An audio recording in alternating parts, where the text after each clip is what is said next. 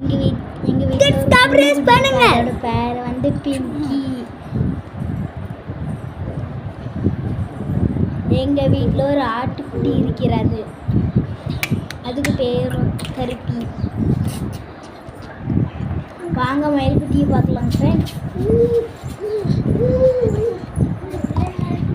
எங்க வீட்டில் இருக்க மயில் தாங்க. உங்களுக்கு பிடிச்சிருந்தா லைக் அண்ட் சப்ஸ்கிரைப் பண்ணுங்க. வாங்க அடுத்த மயில் பார்க்கலாமா? இது வந்து அட்டுக்கிழங்கு பார்க்கலாம் வாங்க. இதுக்கு பேர் வந்து அப்பு குச்சி குச்சி குச்சி சொன்னல. பாருங்க கொஞ்ச நேரம் பாருங்க.